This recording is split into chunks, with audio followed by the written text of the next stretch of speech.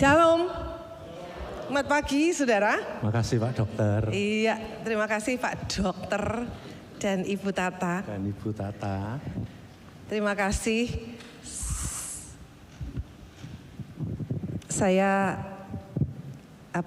Buka dasar. Hah? Buka dasar. Buka dasar dulu ya saudara. Saudara boleh dong kita bangkit berdiri. Katanya Pak Yudi tadi agak dingin-dingin. Jadi ayo kita bangkit berdiri sekali lagi. Terus kasih salam, bilang Kyonghi Kyonghi. Belum toh ya, belum. Oh belum. Ya enggak apa-apa. Karena besok sudah nggak ketemu. Oke, sudah ketemu Kyonghi. Ang Pao Lai. Ang Pana Lai.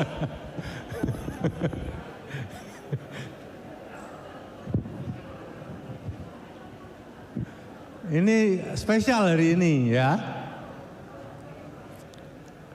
Saya khusus tadi, mana Alan? Saya pakai baju ganti. Silahkan duduk. Saudara yang nggak pakai merah ketinggalan. Hari ini saya pakai merah, lalu bajunya merah mana? Saudara, hari ini kita bicara mengenai tanah subur. Apa? Tanah subur. Ada beberapa macam tanah ya. Kita semua juga pengen tanahnya subur. Amin ya. Di rumah saya itu istri saya senang nanam banyak sekali. Tapi tanahnya memang kurang subur karena dulu ditimbun. Berarti banyak berangkalnya gitu loh, banyak kerikilnya. Nah hari ini kita mau bicara mengenai tanah subur. Tapi sebelum kita bicara mengenai tanah subur, kita mau lihat video pendek dulu ya. Silahkan. Ya, tepuk tangan dong saudara buat yang bikin video. Kalau sekalipun itu bahasa Inggris, tapi saudara pasti tahu itu ceritanya mengenai apa, betul? Amin. Tentang apa? Ya, tentang apa saudara? Perumpamaan penabur yang menaburkan benih dan sebagainya ya kan saudara, itu diceritakan oleh Tuhan. Tuhan cerita ada seorang penabur yang keluar menaburkan benih. Kan begitu ya, menaburkan benih tapi ternyata jatuh di 4 tanah yang berbeda begitu. Nah tapi kemudian saudara, Tuhan Yesus itu tidak hanya menyatakan perumpamaan itu, tetapi dia juga menceritakan artinya apa ya saudara. Nah kita akan lihat sama-sama artinya ya. Kalau kita lihat di Lukas 8 ayat 11. Dia menjelaskan arti perumpamaan itu ya. Inilah arti perumpamaan itu. Benih itu ialah firman Allah. Ya, jadi amin. Tuhan menjelaskan dimulai dengan benih itu adalah firman Allah. Kita ingat Yohanes 1 ayat 1, pada mulanya adalah firman itu bersama-sama dengan Allah dan firman itu adalah Allah. Amin. Ya, firman Allah adalah benih itu. Kita baca berikutnya.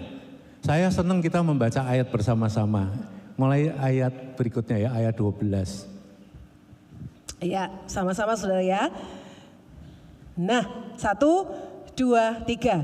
Yang jatuh di pinggir jalan itu ialah orang yang telah mendengarnya, kemudian datanglah iblis lalu mengambil firman itu dari dalam hati mereka supaya mereka jangan percaya dan diselamatkan. Lanjut 13. Yang jatuh di tanah yang berbatu-batu itu ialah orang yang setelah mendengar firman itu menerimanya dengan gembira, tetapi mereka itu tidak berakar. Mereka percaya sebentar saja dan dalam masa pencobaan mereka murtad. Lanjut. Yang jatuh dalam semak duri ialah orang yang telah mendengar firman itu dan dalam pertumbuhan selanjutnya mereka terhimpit oleh kekhawatiran dan kekayaan dan kenikmatan hidup sehingga mereka tidak menghasilkan buah yang matang. Lanjut, satu lagi terakhir. Yang jatuh di tanah yang baik itu ialah orang yang setelah mendengar firman itu menyimpannya dalam hati yang baik dan mengeluarkan buah dalam ketekunan. Amin. Yes. Jadi benih itu ialah firman Tuhan. Ya. Dan benih itu berkuasa, benih itu sempurna, benih itu ajaib. Amin. Karena dia adalah firman Tuhan sendiri. Dan Allah sendiri. Firman Allah Yes. sendiri.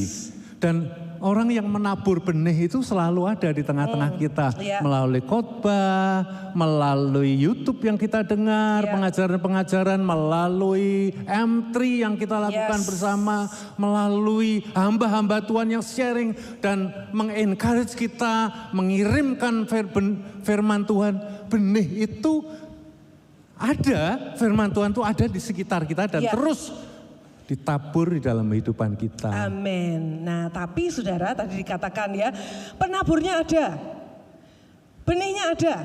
Dan tidak hanya itu, benihnya itu benih, kalau dalam bahasa pertanian disebut benih Unggul. unggul. Bilang apa saudara, benih? Kenapa?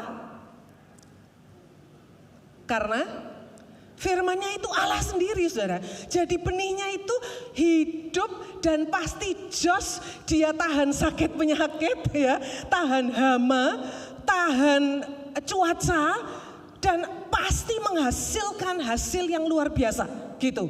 Penaburnya ada, benihnya unggul, benihnya hebat. Nah tapi saudara, nah ini benih itu ternyata jatuh, tadi kita lihat sama-sama jatuh di 4 jenis tanah yang berbeda. Nah kita mau lihat sama-sama satu demi satu saudara. Pertama, tanah apa? Keras. Yang kedua, berbatu. Iya. Sehingga tanahnya tipis. Akar, kalau ada akar nggak bisa dalam. Yang ketiga, tanah yang penuh dengan semak duri. Yang keempat, tanah yang subur. Baca dulu sama-sama. Ya. Ya, baca ya saudara ya. Ayo dengan suara kelas. Yang pertama, kedua, ketiga, keempat. Oke, sip. Bilang sama sebelahnya. Tanah keras. Tanah tipis berbatu. Tanah semak duri. Tanah subur. Diulang supaya apa? Supaya kita hafal. Karena ini Bukan penting. menuduh. Oh, bukan. Tanah keras, bukan. Sudah, ini kita pelatihan ngafalin ya 4 tanah tadi. Tanah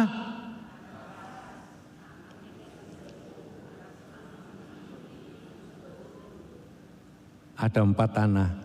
Lah yang pertama itu tanah keras. Tanah keras itu gimana saudara? Tanah keras itu tanah yang memang tidak diolah. Kalau dalam zaman yang lalu itu tanah yang ada di pinggir jalan. Kalau kita lihat Alkitab itu jalan, pinggir jalan. Tanah yang biasa diinjak-injak orang, tidak diolah. Jadi kalau saya bayangkan tanah itu padat, ya padat tanahnya, keras tanahnya. Ya keras karena apa? Karena pengalaman-pengalaman. Karena kecewa, ya klik berikutnya, karena kebencian, karena kepahitan, karena dosa yang disimpan, tidak ngaku sama orang, nggak mau didoakan, disimpan. Saya membayangkan tanah keras itu adalah seorang yang memiliki hati yang karena pengalaman, karena dikecewakan, karena disakiti, karena pahit, terus disimpan, dan juga dosa yang tidak pernah diaku disimpan, itu jadi tanah yang sangat keras. Sehingga kalau benih itu masuk, itu nggak bisa masuk. Iya. Benihnya ya cuma di luar, makanya dikatakan dicuri oleh iblis. Iya. Kenapa? Begitu firman datang nggak bisa masuk di hati dan pikirannya. Saya tuh pernah ketemu sama orang, ngomong-ngomong sama teman, aku kan baca, saya kalau baca Alkitab nggak tahu sama sekali. Buat apa saya baca? Jadi waktu bicara mengenai firman Tuhan, yang keluar dari pengakuannya mulutnya adalah, saya nggak tahu semua firman Tuhan. Susah baca firman Tuhan, nggak ngerti aku. Saudara, saya tahu ini mesti ada pengalaman di dalam hidupnya yang membuat hatinya itu kalau sama firman, enggak, sukar, enggak bisa. Tidak mungkin. Gak mudeng. Enggak mudeng. Atau waktu kita berkata, ayo kita merenungkan firman Tuhan. Dia akan berkata seperti ini. Saya juga ketemu dengan orang begini. Waduh, wah kita kemarin banyak sekali dari Kejadian sampai Wahyu. Yang direnungkan yang mana? Yang keluar itu saudara. Jadi dia menolak firman yang masuk dengan berkata, loh firman segitu banyaknya yang direnungkan terus yang mana? Yang penting yang mana? Nah saudara, tanah keras itu menolak. Karena hatinya dipenuhi oleh dendam, marah, pahit. Dan juga bahkan menyimpan dosa yang tidak pernah diakui di hadapan orang lain. Atau menolaknya dengan cara gini, ya pendeta nih, ya kan, Pak pengkhotbahnya itu enggak mudengke. Kalau khotbah, kalau dia yang khotbah itu elek. Kalau dia yang khotbah saya enggak mudeng, saudara. Atau wah terlalu lama gitu. Atau saat mendengarkan khotbah itu gini saudara, deret gitu. Saudara tahu maksudnya? Apa? Notifikasi, apalagi sekarang apa ini? Nih di sini ya kan? Ya toh? Jadi nanti dengerin khotbah. Smartwatch. Pernah nggak saudara-saudara diskusi sama orang, kongko sama orang dia begitu deret. Pernah nggak? Oh saya sering ketemu orang begitu saudara, sekarang smartwatch ya. Ngomong-ngomong lagi asik ngomong-ngomong, loh ini saya yang salah atau dia yang salah? Saya sampai bingung saudara, ini sikap yang keluar dari orang yang hatinya keras. Intinya saudara, hati yang keras itu membiarkan gitu ya. Mungkin enggak dia betul-betul, wah menolak, aku enggak mau dengerin. Bukan, tapi membiarkan dirinya itu terganggu oleh hal-hal yang lain. Sehingga kalau kita lihat tadi di video tadi ya saudara, benihnya itu mau masuk ke dalam, nggak bisa. Kenapa? Karena sudah tertolak duluan, sudah ditolak dari sejak awal. Saudara, itu hati yang keras. Nah, hati yang keras. Hati yang kedua, hati apa? Hati apa tadi? Hati yang tipis tanahnya dan berbatu. Nah, hati yang tipis dan berbatu itu saudara, itu ceritanya gini, kan disebut ya, wah mendengarkan firman Tuhan itu dengan gembira saudara. Jadi orang-orang ini mendengarkan firman Tuhan berdasarkan suasana ya kan. Wah kalau penyembahannya enak rasanya gereng gitu.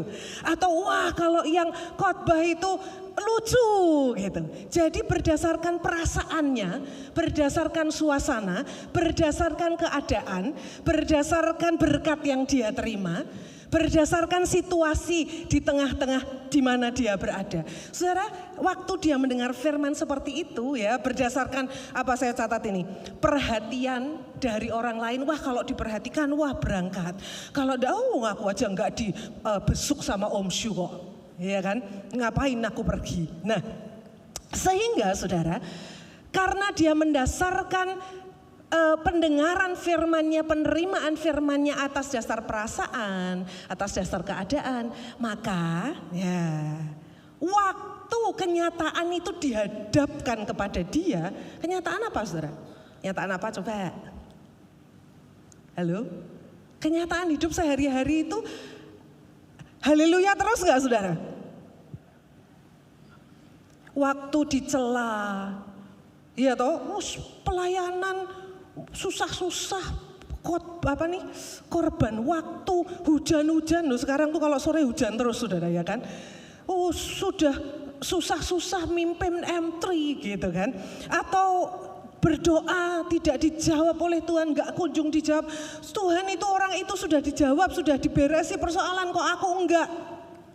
Apalagi Tuhan gak sayang sama aku. Nah, Tuhan gak sayang sama aku, apalagi saudara, waktu kenyataan hidup itu dihadapi oleh orang ini yang tidak selalu baik, yang banyak gak baiknya saudara. Karena apa? Mungkin tidak ada persoalan di antara kita, di antara di dalam rumah tangga, tapi persoalannya sama tetangga, sama pekerja, sama pegawai dan sebagainya. Waktu kenyataan-kenyataan itu dia hadapi, saudara, tadi dikatakan imannya luntur, terdesak oleh batu-batu, hilang semuanya, saudara.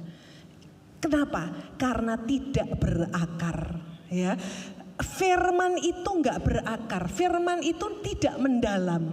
Karena apa? Ya tadi berdasarkan suasana, berdasarkan perasaan. Kalau suasana berubah dan perasaan berubah, maka firman itu jadi enggak. Saya pernah ngadepi orang berkata begini, saya berdoa sekian lama kok enggak dijawab sama Tuhan, Tuhan kejam sama saya. Bukan memilih untuk mempercayai firman, tapi memilih untuk mempercayai perasaan.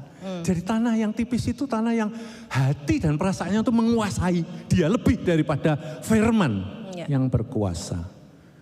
Siapa yang seperti itu? Banyak. Saya juga mengalami seperti itu.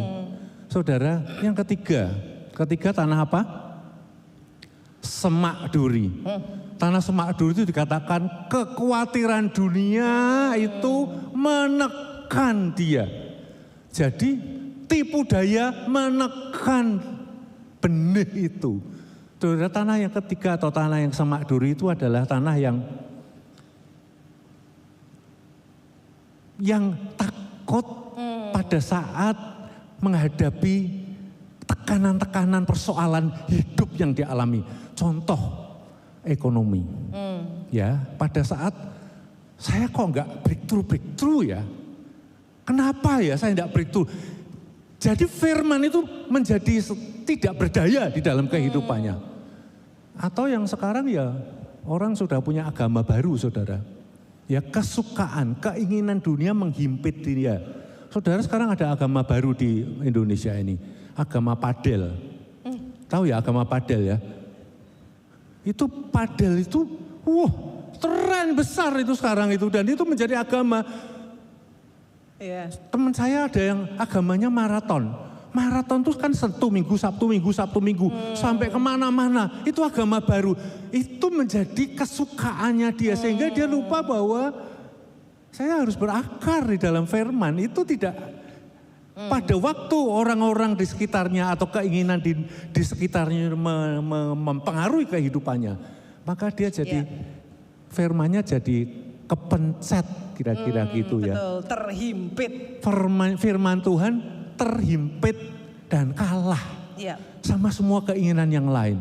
Saudara, kalau sudah masuk ke keinginan-keinginan, saudara, teman saya itu bilang, saya tuh gajinya sampai habis buat apa? Beli sepatu, beli gear, maraton itu mahal-mahal, saudara.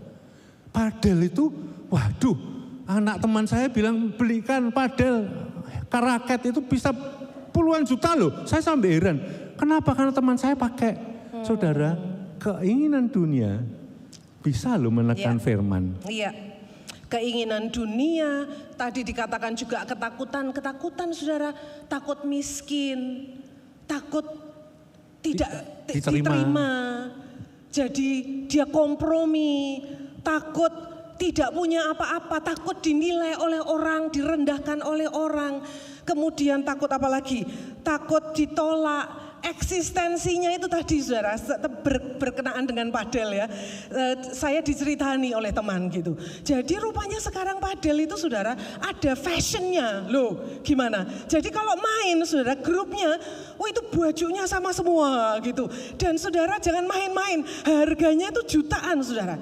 Nah, eksistensi kita itu beralih dari Tuhan kepada hal-hal duniawi. Lah itulah, saudara, semak duri yang menghimpit, yang akhirnya membuat firman Tuhan itu gugur, kalah dari dalam hidup kita. Yang keempat, tanah apa? Subur. Kurang keras dong, saudara. Nah, judul kita pada pagi ini tanah subur. Ini goal kita, saudara. Iya. Tanah subur itu tanah yang bagaimana? Tanah yang kalau dilihat di Markus 4:20 itu mendengar dan menyambut firman Tuhan. Menyambut, mendengar dan menyambut. Kalau dalam bahasa rumah sakit itu admisi atau sekolahan itu admit. Jadi mendaftarkan diri sebagai siswa sekolah, mendaftarkan diri sebagai pasien. Jadi terbilang termasuk. Jadi firman itu diterima, disambut, dimasukkan sebagai bagian dari dalam dirinya. disimpan saudara. Kemudian dilakukan di dalam ketekunan begitu. Itu kata firman Tuhan saudara. Jadi tidak hanya didengar, bilang sama-sama ya, diapakan? Kita mendengar, lalu kita menyambut itu tadi diadmit saudara, dimasukkan ya gitu kan. Terus apa lagi? Disimpan lalu dilakukan dengan tekun saudara. Sekali lagi ya. 4 hal ini mari kita katakan sama-sama. Pertama, mendengar, kemudian menyambut, kemudian menyimpan, kemudian pakai gerakan ya. Oke? Yuk, ikut saya. 1, 2, 3. Mendengar, menyambut, menyimpan. Menyimpannya diblosok ke dalam. Ya, menyimpan. Kemudian apa? Dilakukan dengan tekun. Sekali lagi, 1, 2, 3. Lebih baik berdiri. Oh, berdiri. Sip. Ya, terima kasih Pak. Lebih baik berdiri supaya melesekinya bisa dalam hatinya. Hati saudara di sini masukkan paling dalam. Oke, ayo sekali lagi. Pertama apa?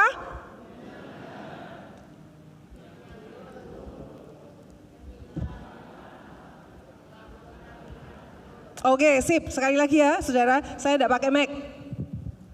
1, 2, 3.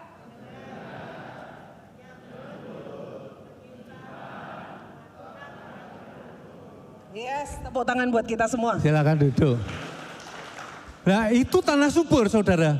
Hati yang menyambut firman Tuhan. Yes. Hati yang tekun melakukan meskipun kenyataannya bisa berbeda dengan harapan dan perasaan kita. Yeah. Kenyataannya. Yeah. Hati yang menyambut kebenaran firman lebih tinggi daripada semua pikiran, perasaan dan pengalaman kita. Itu tanah yang subur. Jadi saudara, rupanya penerimaan kita akan firman Tuhan, klik berikutnya ya, ditentukan apa saudara? Oleh keadaan hati kita. Baca sekali lagi yang di tengah itu saudara. Baca, penerimaan kita ditentukan oleh keadaan hati kita. Bilang sama sebelahnya atau belakangnya. Penerimaan kita, ayo bilang sama sebelahnya. Sambil dihafalkan, penerimaan kita akan firman Tuhan ditentukan oleh keadaan hati kita. Ditentukan oleh apa saudara? Ini dibawa untuk simbol saja karena hati kita itu di dalam. Tapi ini saudara, ini penting sekali. Penerimaan kita akan firman itu bukan dari telinga kita saudara saja. Telinga kita itu gerbangnya. Tetapi akan menghasilkan apa? Itu tergantung dari apa saudara? Keadaan hati kita. Bilang sekali lagi ya, penerimaan 1, 2, 3. Penerimaan. Saudara, sebab itu perumpamaan ini, waktu Tuhan Yesus memanggil murid-muridnya dan dia berbicara di tepi di atas perahu dan berkata mau berbicara mengenai perumpamaan ini, dia bilang begini, dengarkan. Bahasa Inggrisnya listen, enggak cuman hear, enggak cuman sambil lalu. Dan kemudian Tuhan juga menjelaskan, kalau kamu enggak ngerti perumpamaan ini, sukar bagi kamu mengerti yang lain. Ada banyak perumpamaan yang Tuhan omongkan, ajarkan kepada murid-muridnya. Tetapi ini penting sekali, yaitu apa? Bahwa penerimaan kita akan firman itu sangat bergantung kepada keadaan hati kita. Amin. Tergantung dari apa saudara? Keadaan hati kita. Yang keras, keadaan hati kita. Saudara, Pope Francis itu dia pernah bicara tentang Lukas 8 yang kita baca tadi. Nah, dia mengatakan begini saudara, ini sangat menarik dan sangat benar. Dikatakan begini, Jesus mengenai Lukas 8 perumpamaan tentang penabur itu, dia berkata, Jesus invites us to look inwards. Ya. melihat ke dalam, saudara. Tuhan Yesus mengundang kita untuk melihat ke dalam, untuk memandang ke dalam hati kita, untuk menyelidiki hati kita, gitu loh maksudnya. Jadi untuk mengucap syukur, to give thanks for our good ground, mengucap syukur untuk sisi hati yang baik, sisi hati yang baik, mengucap syukur, tetapi juga and to work on the ground not yet good. Tuhan Yesus mengundang kita semua untuk senantiasa menyelidiki hati, saudara. Selidiki aku, nanti kita nyanyi lagu itu ya.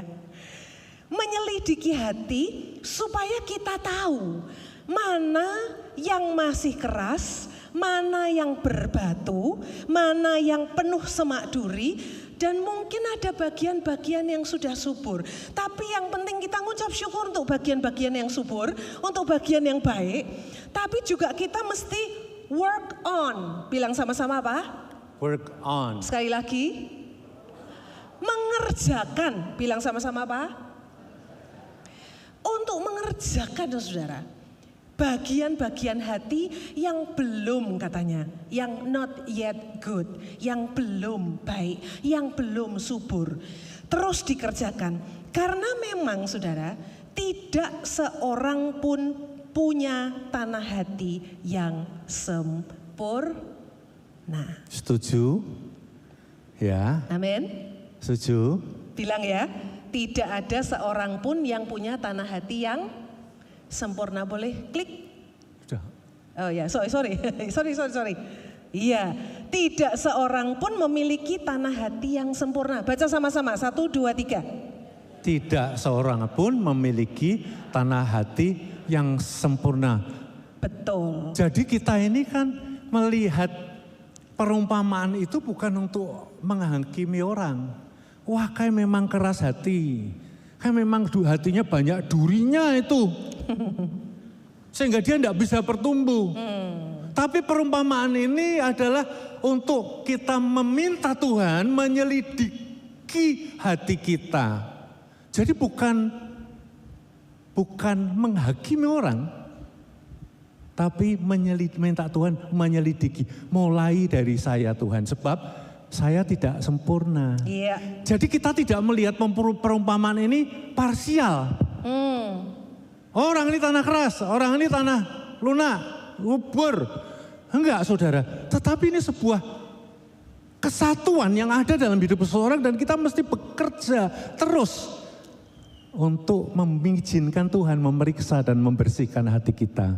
Dan menguduskan hati kita. Karena memang dalam perjalanan hidup kita, saudara, kita ini kan masih terus, tadi dikatakan di awal, saudara ya, masih akan terus diperhadapkan kepada pengalaman-pengalaman yang tidak selalu enak, nggak selalu nyaman, tidak selalu baik, saudara.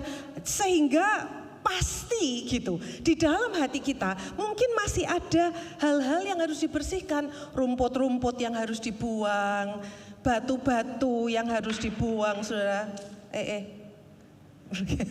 Sampai ke bawah. Saudara, masih ada banyak hal-hal yang harus dibereskan, dibuang, dibersihkan, dicabut, ya kan? Masih banyak batu-batu, masih banyak kerikil-kerikil. Dari hati kita. Dari hati kita, saudara. Karena memang pengalaman hidup kita sampai kita nanti meninggal pun, saudara, ini masih akan terus terjadi. Kenapa? Ya tadi, karena kita belum sempurna. Kita mungkin sebagai orang percaya, kita orang ada tanah bagian yang subur. Apa? Di mana kita taat sama Tuhan. Misalnya, saudara, kita dibaptis. Loh, itu kan ketaatan akan firman. Kita datang ibadah sesuai dengan Ibrani 10 ayat 25 ya kan. Jangan menjauhkan diri dari ibadah. Saudara datang ke gereja, itu adalah ketaatan, itu tanah subur, saudara, di dalam hati kita. Waktu kita berdoa, waktu kita membaca firman, itu adalah ketaatan, itu bagian tanah yang subur. Tetapi barangkali masih ada itu, saudara, yang Lah yo, ngono tok we ngamuk. Ya kan? Masih ada yang seperti itu di dalam hidup kita. Atau mungkin wah kepancing gitu. Terus, lah yo, ngono we ra ngerti. Padahal Tuhan Yesus bilang apa? Biar ndaklah kamu lemah. Iya kan? Jadi nadanya, loh saudara saya ini orangnya kalau ngomong wah keras gitu. Jadi opo-opo itu kalau mobil itu saya nggak bisa pakai diesel gitu karena gitu kan ya. Saya bisanya pakai nyeng gitu. Nah itu saudara, padahal Tuhan bilang ayo lemah lembut, ramah satu dengan yang lain. Jangan pakai mood apa tuh bensin ya, yang tahu-tahu kecepatannya 160 gitu kan. Saudara, masih ada di dalam hidup kita hal yang harus kita bereskan. Batu yang harus dikeluarkan, yang harus semak yang harus dicabut. Ada saudara.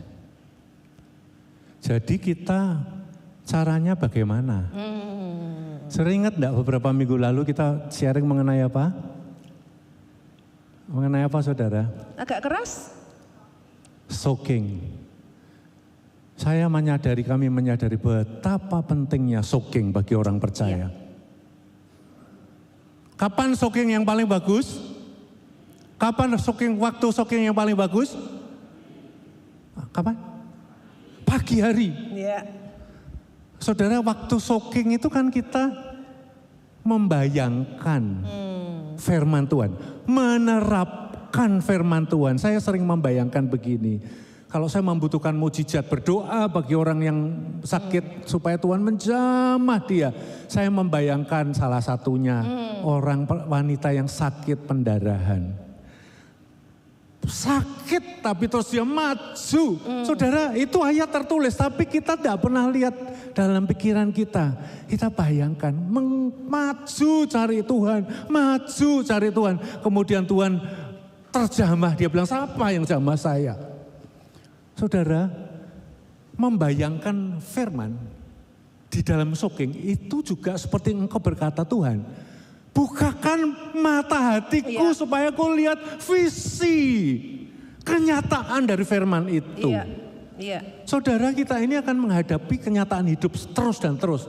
Yang kita lakukan bagi orang percaya untuk mencabut dan membersihkan itu adalah soaking. Satu, membayangkan, mengizinkan Tuhan itu memberi visi firman-Nya, kebenarannya dalam hidup jasmani kita ini dan rohani dan hidup kita ini, saudara. Yang kedua itu memperkatakan. Ingat yang waktu kita sharing, jangan mendengarkan dirimu sendiri, tapi berkata-katalah kepada dirimu tentang kebenaran firman Tuhan. Kan soaking itu ya saudara ya. Dua, apa? Satu apa? Membayangkan. Yang kedua, memperkatakan firman Tuhan. Pada waktu kita membayangkan dan memperkatakan itu saudara, itu sebetulnya hati kita itu sedang dibersihkan gitu ya. Tadi kan kita bicara soal hati dibersihkan, dicabut semak-semaknya, dibuang batu-batunya. Nah itu sebetulnya yang sedang terjadi saudara. Karena memang kan kita tadi sepakat ya sama-sama ya. Tidak ada satu hati pun yang tidak ada satu hati pun yang sempurna. Kita pasti masih akan mengalami berbagai masalah di dalam hidup kita. Nah pada waktu kita soaking saudara, kalau ada masalah-masalah, ini tadi ya saya bilang kita ini sedikit saja terpancing kepada apa yang dikatakan oleh orang, sikapnya orang, pasangan, suami, anak-anak, saudara. Kemudian itu menimbulkan luka. Ingat tadi, menimbulkan kepahitan, bikin keras hati kita. Kemudian kekhawatiran dan sebagainya. Itu masih akan terus terjadi. Nah pada waktu kita soaking, saudara, waktu kita membayangkan, memperkatakan firman. Tadi dikatakan mungkin kalau saya kadang-kadang, saya pernah ditanya saudara, Bu, pernah khawatir enggak, Bu? Menurut Bapak Ibu saya pernah khawatir enggak ya? Enggak pernah. Siapa yang enggak pernah khawatir? Saya enggak pernah khawatir. Percaya? Percaya? Saudara, kekhawatiran ini sering menghantui orang ya? Saudara, saya bukan robot, saudara. Khawatir itu gampang, saudara. Ingat anak yang lalu itu, yang anak saya satu tidak bersama dengan saya. Bisa khawatir enggak, saudara? Waduh, piye yo? Nah, kan? Waduh, kok pekerjaannya bagaimana ya? Waduh, kami bagaimana ya? Pelayanan gimana ya? Anak-anak bagaimana ya? Pekerjaan bagaimana? Saudara, itu gampang sekali datang di dalam hidup kita. Uang bulanannya gimana? Uang bulanannya gimana? Cukup enggak buat nyekolahkan anak-anak? Anak-anak masuk satu SMP, satu SMA. Bareng loh. Pas bareng. Ada yang gitu loh. Satu saudara. lagi kuliah. Satu lagi kuliah, 3 berarti. 3 anaknya, kayak kita. Nah, saudara. Siapa yang enggak pernah khawatir? Siapa yang enggak pernah takut? Soking itu membersihkan itu semua. Amen. Saudara, semua kita tahu lah bahwa kita itu mengalami banyak hal, tantangan dan kenyataan yang harus kita hadapi. Iya. Tapi soking itu akan membersihkan dirimu, saudara, dari semua ketakutan itu. Pada waktu kita ketemu sama kenyataan-kenyataan itu, saudara, kita bawa kenyataan itu pada waktu kita soking. Jadi saudara, waktu kita membayangkan, waktu kita baca firman, itu kita menerapkan diri kita di dalam firman itu gitu loh, saudara. Jadi waktu saya khawatir, ya kan, Tuhan bilang, lihat burung di udara. Dulu waktu anak-anak kami masih kecil, itu kan saya kontrak di Cakrawala Utara. Itu ada 2 lantai. Lantai atasnya memang nggak kepake, hanya 1 kamar. Itu Kiki dulu tinggal di situ.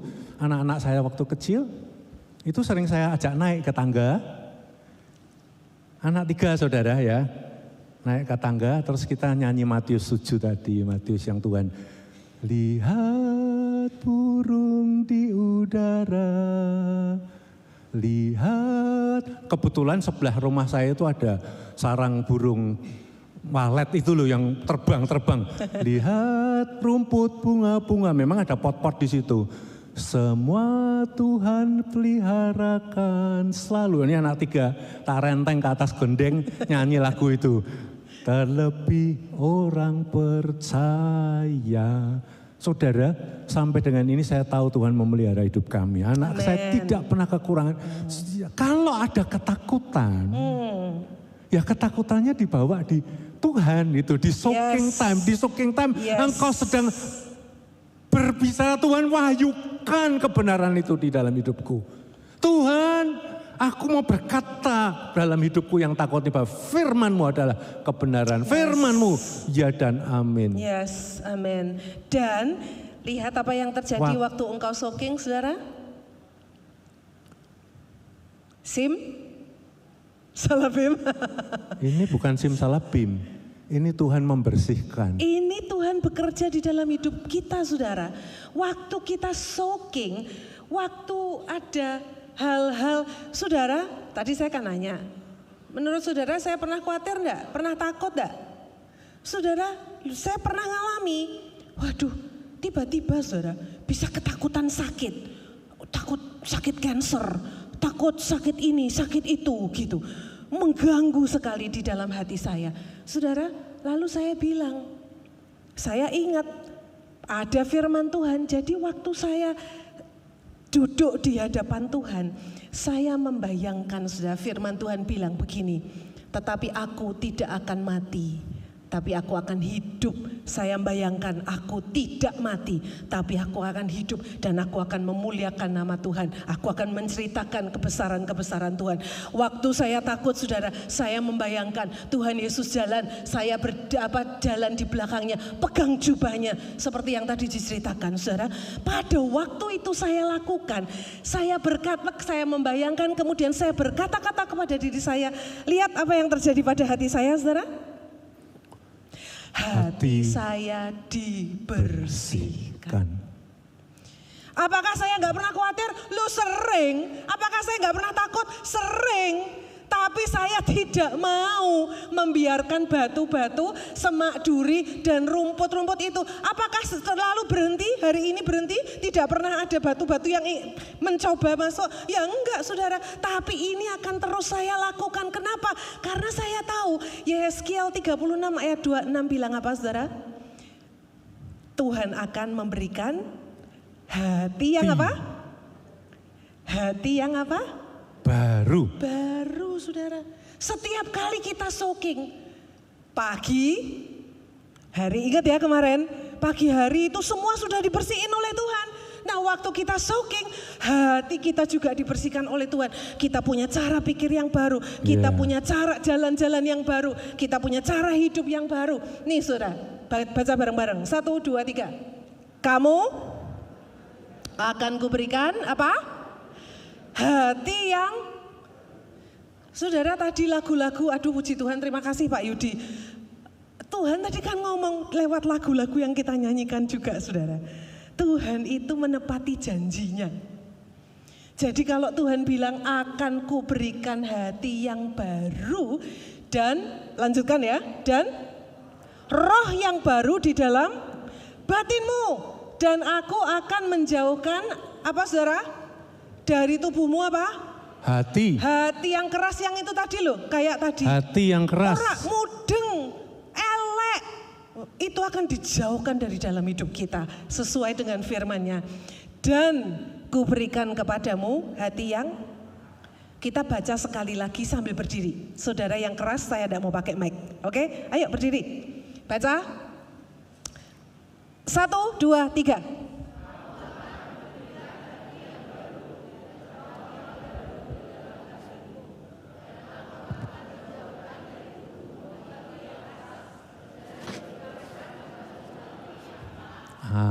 Amin. Hati yang taat itu silakan duduk. Hati yang subur, tanah yang subur. Maka kapan soaking time? Kapan? Saudara harus sadar, seringkali kita pada waktu menghadapi masalah, pada saat itu, kita responnya bisa salah loh, bisa takut, kita bisa emosi pada saat itu. Jadi jangan mengharapkan kita berubah pada saat kita menghadapi masalah. Iya, enggak bisa, betul. Rewiring atau pembaruan itu terjadi saat engkau masuk di dalam hadirat Tuhan. Dia yang akan menguduskan, menyucikan, membersihkan. Seperti janji firman Tuhan. Yeskiel, aku akan memberikan hati yang taat. Amin. Tanah yang subur. Tanah yang bersih. Tanah yang kalau dikasih firman, ya Tuhan. Tanah yang kalau dikasih firman, ya Tuhan, amin. Mendengar, disambut, dimasukkan di dalam hati. Hati yang subur, saudara. Amin. Amin. Kita mau ya saudara. Amin. Karena saudara, klik terakhir. Baca bareng-bareng ya. 3, 4. Kesiapan hati kita untuk menerima firman Tuhan. Apa saudara? Menentukan. Bilang sama-sama apa? Menentukan. Apa? Pertumbuhan rohani dan hubungan kita dengan Tuhan.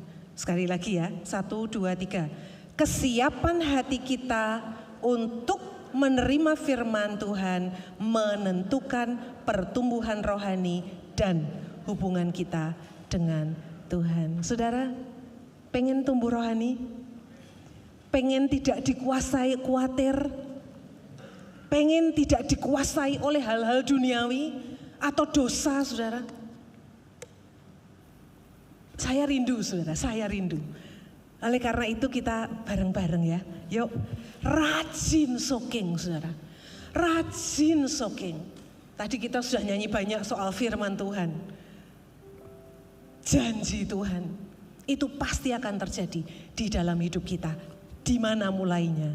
Ketika kita membayangkan, memperkatakan firman itu bagi hidup kita masing-masing. Kita mau tanah yang subur. Seperti Pope Francis bilang itu ya. Kita bersyukur untuk ketaatan yang Tuhan berikan padaku. Terus bertumbuh. Tapi kita harus sadar ada hal-hal yang harus kita terus garap dalam hidup kita. Sampai Tuhan datang, sampai ketemu Tuhan, itu baru selesai, saudara. Ya, jadi engkau dan saya membutuhkan waktu bersendiri bersama dengan Tuhan. Supaya engkau semakin indah, semakin menyerupai Kristus. Amin. Artinya apa? Semakin taat kepada Bapa, hatinya lembut. Saudara, kesiapan hatimu menentukan pertumbuhan rohanimu dan hubunganmu dengan Tuhan. Saya kalau ada orang ulang tahun selalu bilang gini, tambah cinta Tuhan, tambah cinta firman. Amen. Karena saya tahu itu yang kita butuhkan semua. Di mana saudara? Di mana? Saudara, kami ingin terus ulang dan ulang. Waktu pagimu bersama Tuhan, bersedih bersama Tuhan, itu menentukan pertumbuhan rohanimu. Dan menentukan kasih sayangmu kepada Tuhan dan gereja Tuhan. Amin. Nyanyi ya saudara sama-sama ya, yuk kita bangkit berdiri yuk.